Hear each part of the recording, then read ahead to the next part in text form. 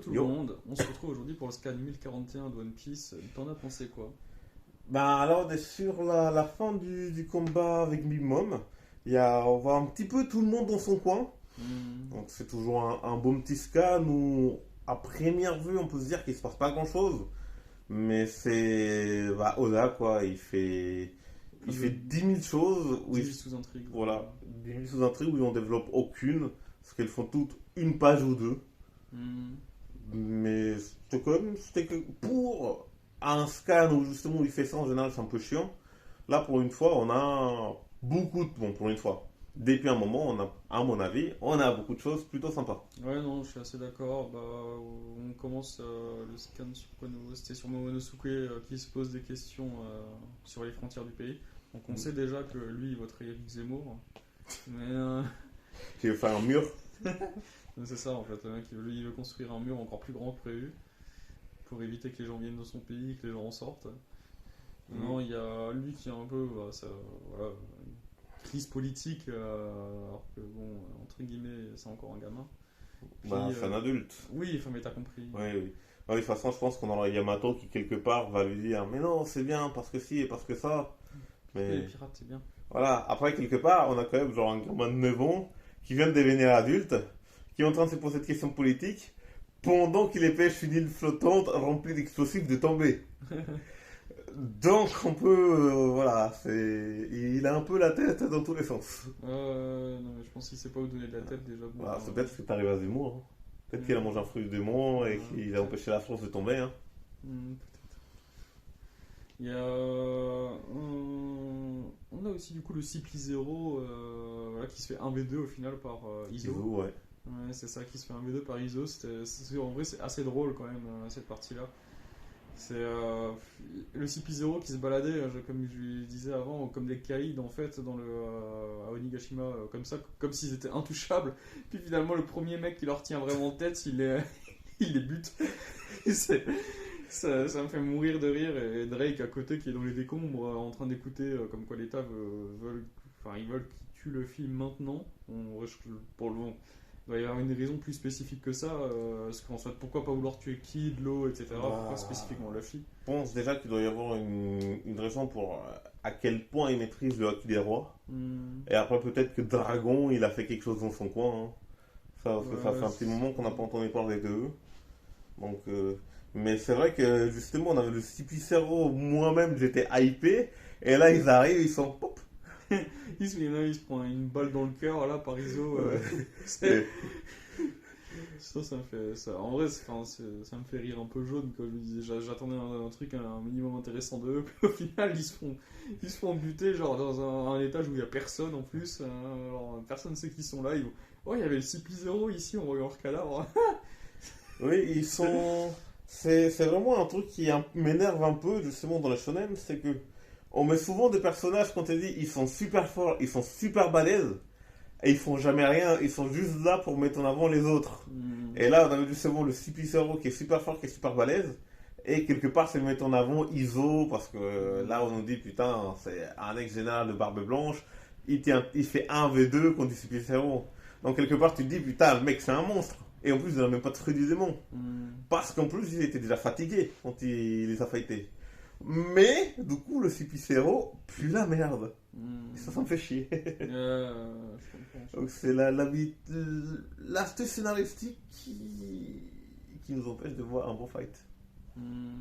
Non, il y avait ça, et puis ensuite, pour vraiment continuer sur les sous-intrigues, il y a celle avec le shogun là, qui avait été ressorti de nulle part, là, qui au final se rend compte que la geisha dont il est fou amoureux, en fait, c'est la fille de Oden. Hein, Oui, et qui lui a mis un clou de granit sans qu'il se rende compte. Genre, Bah, ensuite, il s'est balèze. fait décapiter avant, donc pas si balèze que ça. Ah ouais, c'est peut-être à ce moment-là. Oui, Non, moi je c'est- me suis dit, elle était vénère, mais non, c'est vrai que.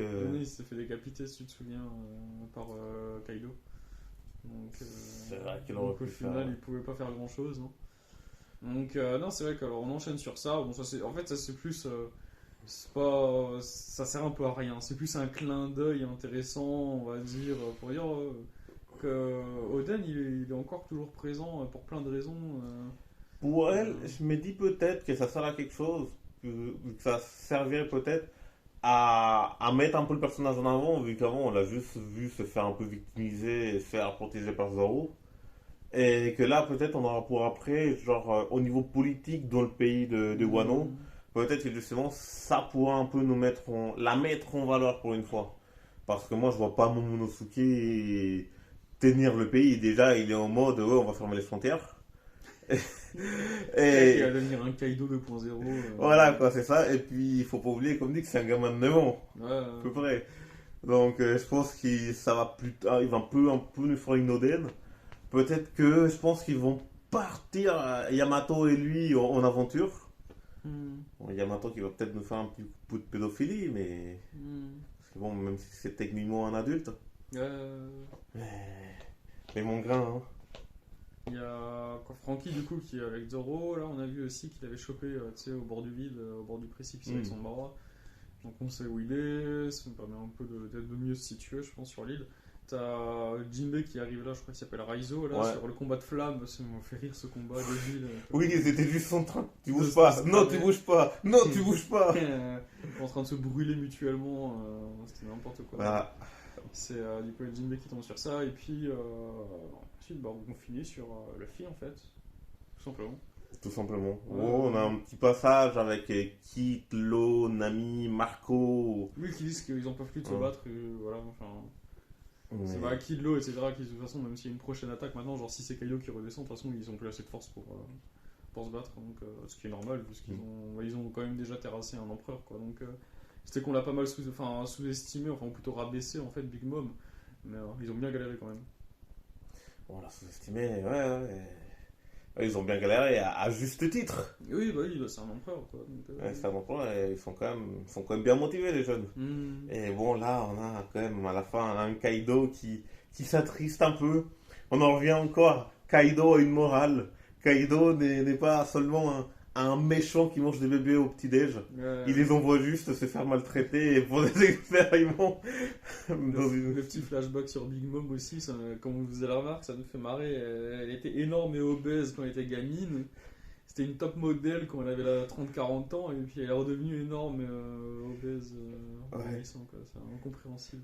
Ça, genre, quand elle est un enfant et entre ses 30 et 40 ans, elle n'a pas grandi. Elle a juste perdu du poids. Mais pas dans les seins. Oda, faut nous expliquer comment ça se passe dans One Piece. Et là, bah maintenant, bah voilà, elle a juste grandi et pris du poids de partout. Il y a peut-être un truc dans l'eau ou dans les poissons, je sais pas, dans la bouffe, je sais pas. dans l'univers de One Piece. Non, mais bref, on voit du coup bah, Luffy qui a l'air quand même de. Bah, ensuite, il est complètement bourré l'autre, donc ça compte pas vraiment. Parce que j'allais dire, Luffy prend l'ascendant sur un Kaido bourré. Mais c'est. Mais est-ce que Kaido bourré, c'est peut-être pas Kaido à ses pleines capacités. Après, oui, c'est j'ai ça. plus l'impression que Kaido, bah, il est juste en train de se kiffer plus qu'autre chose. Ouais, parce que limite, il y a un délire un peu limite sadomaso là, il est en train de prendre les couilles, il est là, c'est bien. Enfin quelqu'un qui arrive à me faire mal. Oh. Non, c'est le scan en vrai a des côtés un peu drôles. Mais, Ouais. donc non, enfin moi personnellement, voilà, c'est un bon, enfin c'est une bonne continuité, c'est beaucoup plus calme, il y a des moments un peu mous, mais il faut ça de toute façon il faut ça de toute façon pour un entre-deux pour apprécier, je pense, la suite. Donc on verra bien. Si c'est vrai qu'on parle aussi des crimes de Zou, quoi. Comme Zou, c'est au tout Oui. début. Enfin, on y fait encore allusion. Ça, je pense, c'est limite un truc qui m'intéresse le plus. Savoir de quoi il parle. Puis voilà. Moi, c'est un peu ce que j'ai pensé du scan. T'en as pensé quoi, toi? Bah, à peu près, on en parlait en même temps, c'est à peu près la même chose. C'est vrai que là, on ralentit un petit peu la cadence, ce qui fait du bien. Parce que là, ça faisait un moment qu'on enchaînait les combats Kaido, Big Mom, Queen, King, et Izo, et avec l'autre, avec les sons, là, j'ai un Drake, la Robin, là, qui se battait. Avant, on avait un autre combat de Robin. Il y avait Sanji qui s'était fait claquer. Il y avait le Shogun qui s'était fait tuer. Il y avait. Non, on avait. On soutien qui vieillit. On enchaînait de l'action. Et là, justement, une petite baise dans le rythme, ça fait du bien. On respire un petit peu avant le combat contre Kaido. Donc, enfin, on va enchaîner la partie finale de cet arc. Enfin, ou même la partie finale de ce tous sous-arc qui va être le château. Mais bon, que là, on a plus de suspense, hein. Luffy va gagner, ou alors il y aura un match nul, et on va voir la suite de l'histoire. Ce qui m'intéresse le plus, comme tu dis, c'est plutôt ce qui se passera à Zou, et ce qui se passera à côté, puisque voilà, on arrive quand même au dénouement, et c'est pas comme un Doflamingo ou un Big Mom où on savait pas trop ce qui allait se passer. Là, on est juste sur un combat. Oui, ouais, c'est ça. Donc, mais voilà, mais si toi t'as rien à rajouter, Non, bah, juste ce que j'en pensais. bah voilà, bah moi non plus, donc je pense qu'on va vous quitter là et on se retrouve la semaine prochaine pour un prochain C'est ça, scan. la semaine prochaine.